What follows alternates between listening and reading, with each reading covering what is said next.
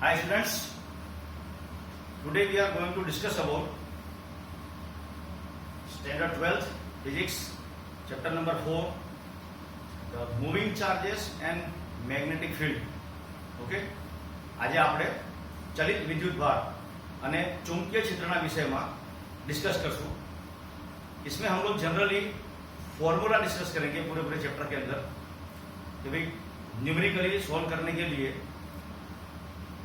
Magnetic field के, force के, मतलब के बल, आज आप डबल लैंग्वेज में बात करશું। ओके, वो डिस्कस करते हैं। सपोज पहला टॉपिक फोर्स, बल।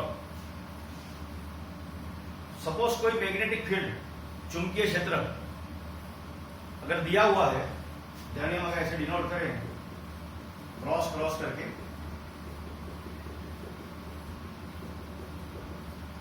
और सेकेंड इस तरीके से,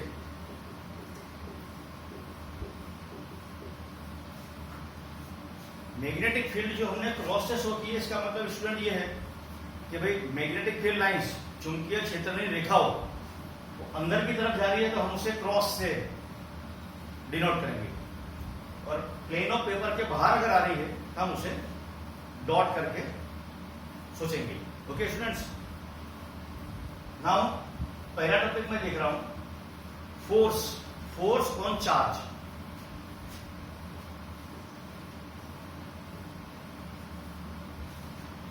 कोई पण विद्युत भार ने चुंबकीय क्षेत्र में प्रवेश કરવામાં આવે તો એના ઉપર લાગતું બળ શું હશે?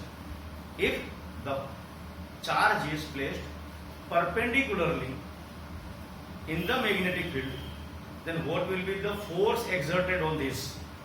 So we'll just think about this. The force, magnetic force is given by Q.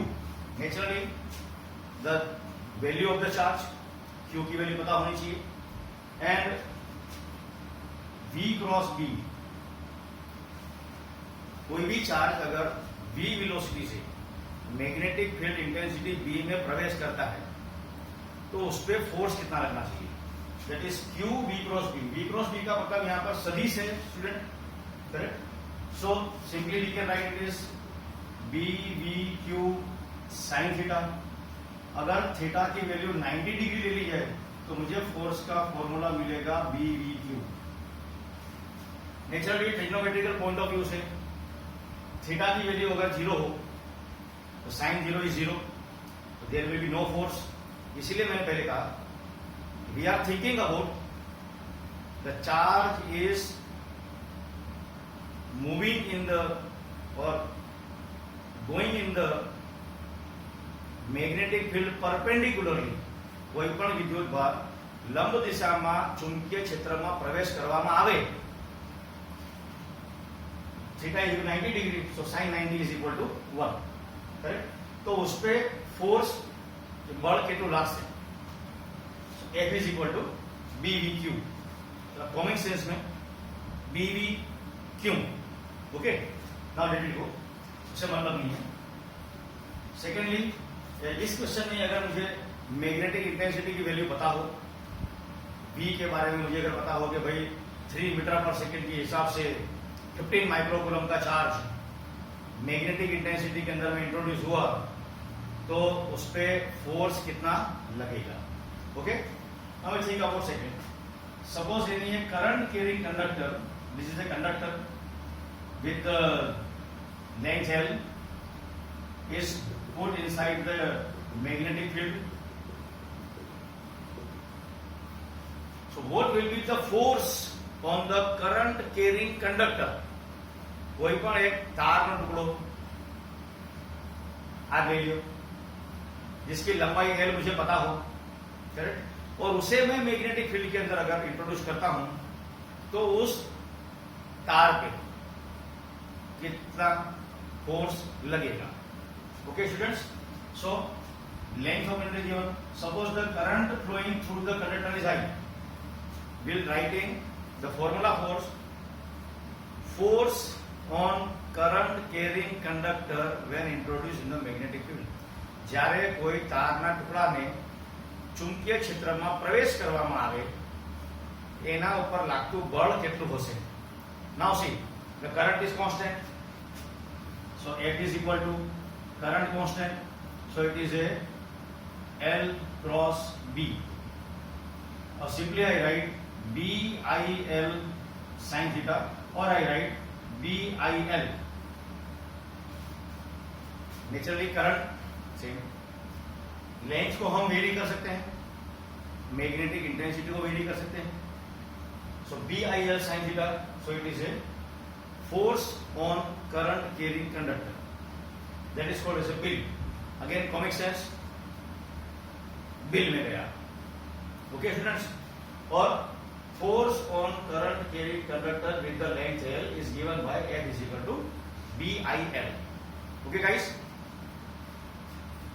now we will discuss just the nominal case. Suppose कोई कंडक्टर नीचे की तरफ हमने इस तरीके से ड्रॉप किया. नेचुरली जब कोई नीचे की तरफ वस्तु जाती है तो उस पर फोर्स लगेगा mg. F is equal to mg, mechanical force. कोई पण वस्तु गुरुत्वाकर्षण में नीचे पड़ती हो तो भी एना पर लागતું बળ है बराबर mg થાય. ओके गाइस, देन अभी हम देखा कि जब मैग्नेटिक फील्ड अगर उस मटेरियल को अपोज करती हो तो कहीं ना कहीं जाके बैलेंस हो जाएगा. समझो किसी चीज गिरी और यहाँ पे आकर बैलेंस हो गई.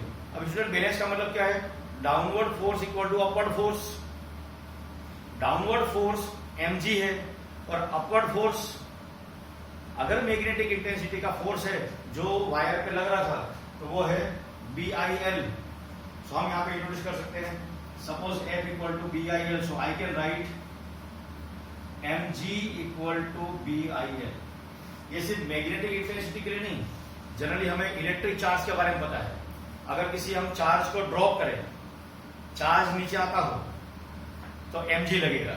ओके, और उसी समय इलेक्ट्रिक फील्ड अगर उसको अपोज करती हो, ओके, नीचे positive to negative electric field ऊपर जा रही है, पॉजिटिव टू निगेटिव. उसी जगह पॉजिटिव चार्ज को हम अगर नीचे की तरफ फेंके तो पॉजिटिव पॉजिटिव रिपल्सन करेगा.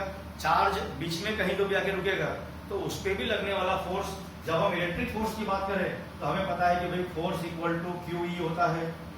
सो हम QE इक्वल टू mg लेकर के भी QE इक्वल टू mg, ये हमें न्यूमेरिकल सोल्व करने के लिए और इस कॉन्सेप्ट को क्लियर करने का आएगा. Okay guys, so force on charge, moving charge BVQ, and the force on the current carrying conductor BIL. तो गाइस, नेक्स्ट टॉपिक के बारे में हम सोचते हैं, और ये जस्ट एक कॉन्सेप्ट काम आएगा हमको न्यूमेरिकल सोल्व करने के लिए. द नेक्स्ट पॉइंट इज, हमने जैसे यहां पर लिखा मैग्नेटिक इंटेंसिटी B, तो कोई मैग्नेटिक इंटेंसिटी का भी कोई फॉर्मूला होना चाहिए. Okay, according to Biot Savart's law. Biot Savart's law पूरे मैग्नेटिक इंटेंसिटी में किसी भी वायर से या किसी भी रिंग से उसका मैग्नेटिक इंटेंसिटी किसी डिस्टेंस के ऊपर में कितना होना चाहिए वो बखूबी एक्सप्लेन किया हुआ है.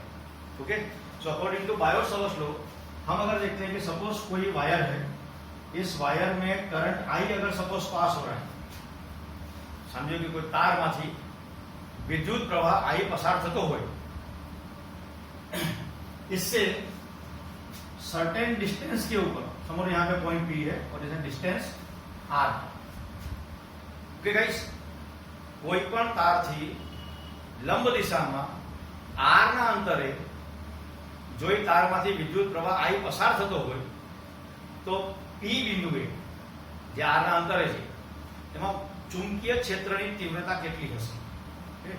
The magnetic intensity at the point P, the distance R perpendicularly from the wire is given by, so the magnetic intensity given by mu 0 I divided by 2 pi R.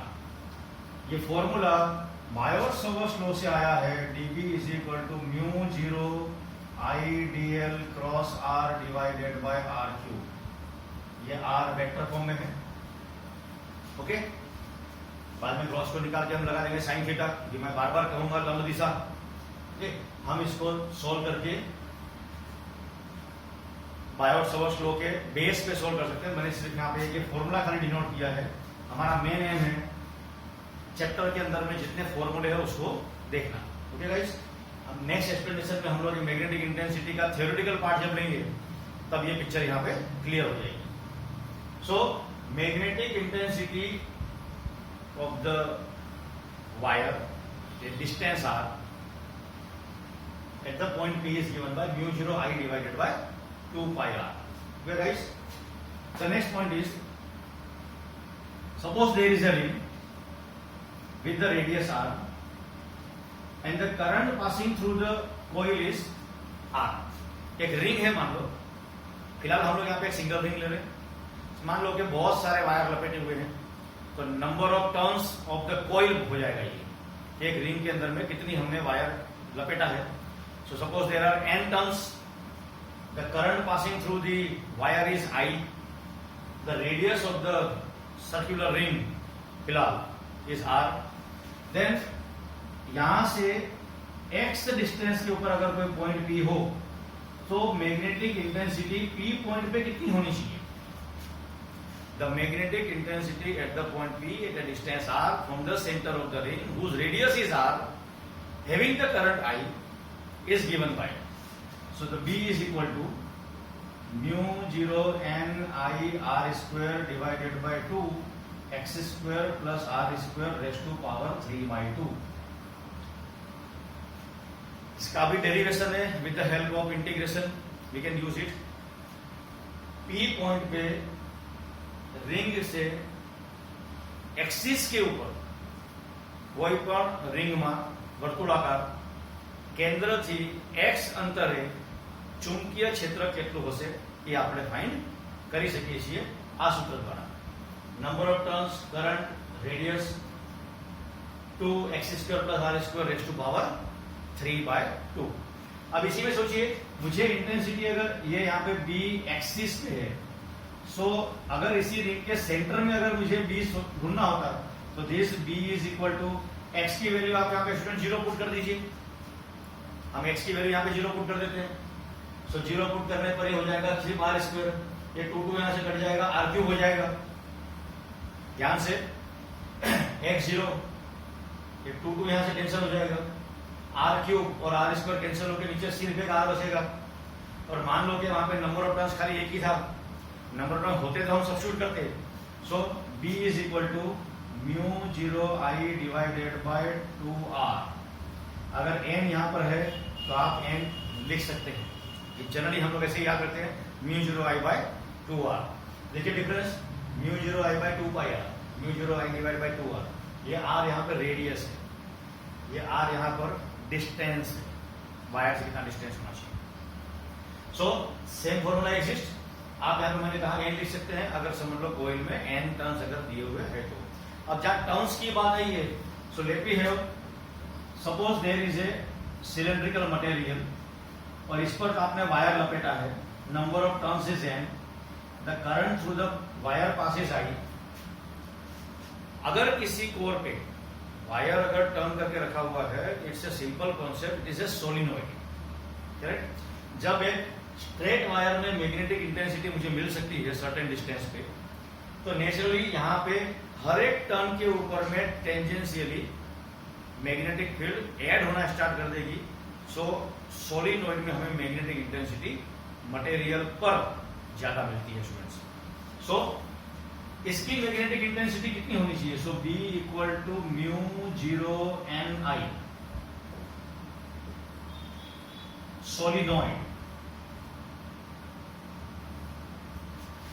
અગર કોઈ વસ્તુ ઉપર વાયરને લપેટવામાં આવે જેમાં n ટર્ન્સ હોય અને એમાંથી વિદ્યુત પ્રવાહ I પસાર કરવામાં આવે તો એના દ્વારા ઉદ્ભવતી ચુંબકીય ક્ષેત્રની તીવ્રતા કેટલી હોવી જોઈએ। So B equal to mu 0 n I। Okay guys, अब एक सेकंड टॉपिक के बारे में सोचिए। इसी में यहाँ का पिक्चर क्लियर है स्टूडेंट्स।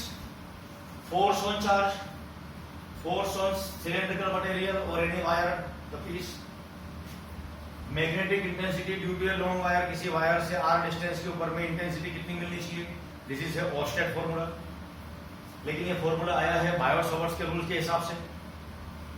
फिर अगर कोई रिंग में करंट अगर पास किया है तो उससे एक्स एक्सिस पे सर्टेन डिस्टेंस के ऊपर या उसकी सेंटर से एक्सिस के डिस्टेंस के ऊपर में कितना मैग्नेटिक इंटेंसिटी होना चाहिए, सेंटर में कितना होना चाहिए। जब हम यहाँ टर्न्स की बात कर रहे थे तो जब किसी कोर मटेरियल को सोलिनॉइड द हेलिकल टर्न्स बनाया जाए तो उस पर मैग्नेटिक इंटेंसिटी मुझे कितनी मिलनी चाहिए। अब एक सोचिए कि इसी सोलिनॉइड को हमने टर्न करके एक रिंग बना दी, उसे हम नाम देंगे टोरॉइड। जब आप इस चैप्टर को फॉर्मूले वाइज देखेंगे बिना थ्योरेटिकल पार्ट के, सो न्यूमेरिकल सोल्व करने के लिए हमारे पास परफेक्ट फॉर्मूले बन जाते हैं, जिसमें हम इजीली नीट या जेई के लेवल की बेस के ऊपर जो न्यूमेरिकल आते हैं तो put the value and get the answer measures मत कर सकते हैं। अभी अभी ये क्वेश्चन जो है स्टूडेंट बोर्ड के एग्जाम में आया जीएसईबी में। टोरॉइड, टोरॉइड मीन्स एक ऐसा मटेरियल जिसमें हमने सोलिनॉइड को टर्न करके सोलिनॉइड को पूरा पूरा सिलेंड्रिकल फॉर्म में अगर टर्न कर दिया जाए तो अब उसमें मैग्नेटिक फील्ड इंटेंसिटी, चुंबकीय क्षेत्र की तीव्रता कितनी होनी चाहिए इन find. So here we write B equal to mu 0 Ni divided by 2 pi r। Naturally यहाँ पे नंबर ऑफ टर्न्स होंगे कि आपने कितने नंबर ऑफ टर्न्स बनाए, r radius, correct, mu 0 Ni divided by 2 pi r।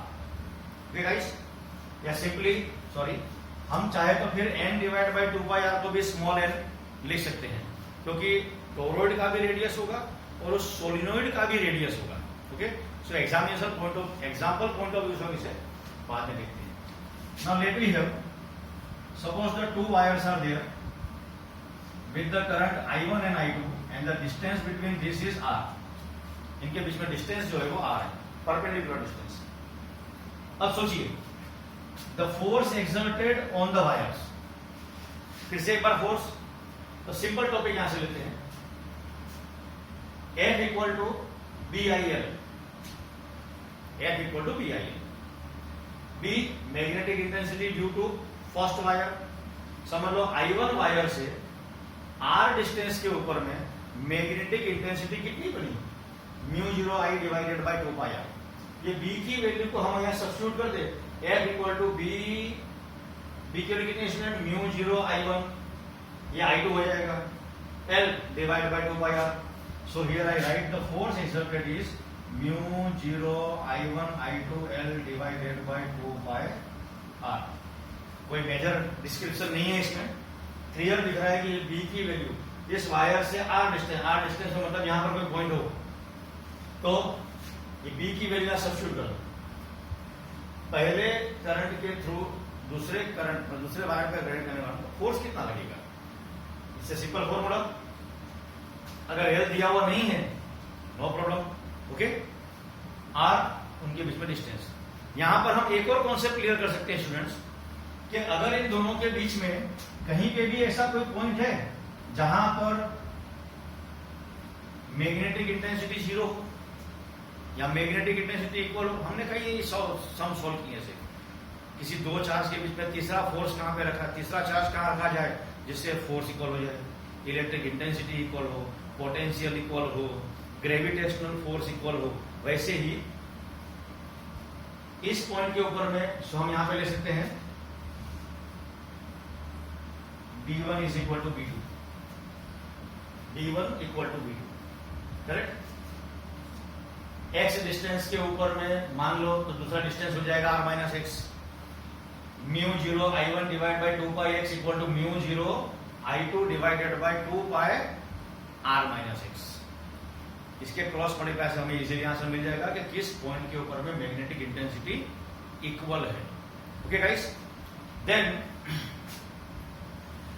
जैसे हम लोगों ने इलेक्ट्रिक फील्ड में पढ़ा था कि if a dipole, now you remember the dipole, if the dipole plus q minus q at a distance 2a put in the uniform electric field, अगर कोई विद्युत डाइपोल में समान विद्युत क्षेत्र में मुक्का मारे तो क्या बनता था स्टूडेंट, टॉर्क। वहां टॉर्क का फॉर्मूला था P क्रॉस E और I write P E sine theta.